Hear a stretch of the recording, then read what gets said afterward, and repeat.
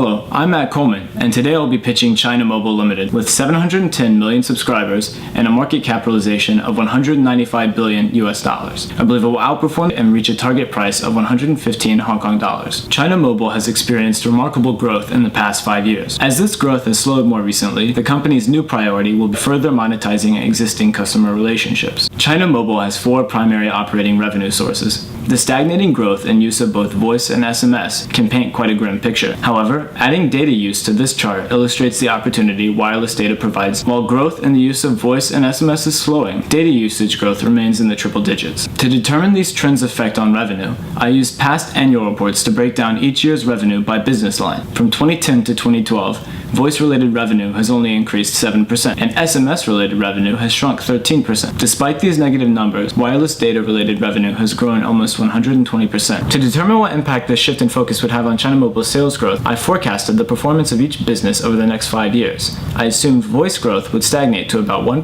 SMS growth took a big hit in 2010, but only shrank 5% in 2012. I expect the shrinking trend to continue at a slower rate of -3%. I then forecasted revenue growth for wireless data. Growth slowed from 51% in 2010 to 45% in 2011, but this was not indicative of a downward trend as growth rebounded to 53% in 2012. As the data business becomes further saturated in the coming years, I expect revenue growth to slow. It is likely that the business will retain its high revenue growth figures for a few more years, with growth settling to about 5% in 2017. Voice provides a healthy base revenue, while data is the main driver of growth. By combining my forecasts, I was also able to estimate overall future sales growth rates, one of the drivers of CFROI. Margins had been steadily declining since 2008, so I continued this trend in my own forecast. While asset turns had also been declining, I forecasted them to stabilize as asset growth slows and sales grow driven by data. My forecasted sales growth, margins, and asset turns yielded a CFROI that would drop from 6.9% in 2013 to about 6.2% in 2017. Real asset growth also declines from 10.8% to near 0%. Holt's prediction using standard fade patterns yields an upside of almost 100%. The real opportunity is that even with my more conservative forecasts, the warranted price upside is around 50%. The market appears to be excessively pessimistic. It is for these reasons that I believe China Mobile